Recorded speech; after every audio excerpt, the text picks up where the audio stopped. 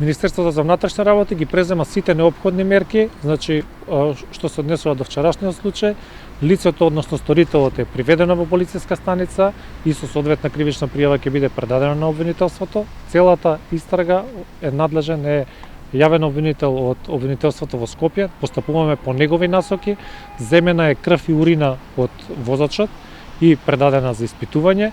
Исто така подигнати се снимки од околните камери, преземени се сите други неопходни активности за расчистување на случајот и во текот на денешниот ден сето тоа е предадено на обвинителството за натамошно постапување.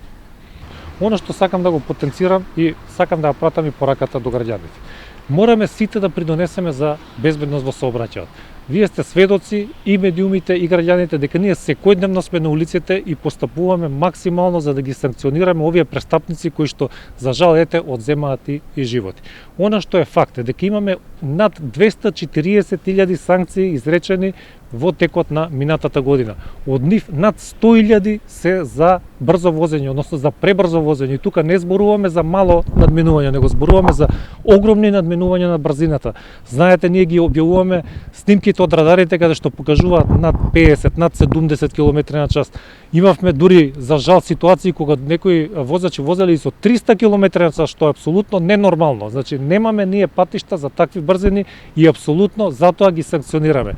Веќе работиме на измени на законот за безбедност во сообраќајот и во координација со другите институции, тука председени Министерство за правда и други институции, каде што сега ќе бараме зголемени санкции за овие сообраќајни незгоди каде што имаме жртва и исто така ќе имаме зголемени санкции за оние прекршоци кои што се прават намерно. Знаете, сведоци бевте дека се случува некои сообраќајни прекршоци кога се прават намерно за да се злоупотребуваат на социјални мрежи и слични случаи.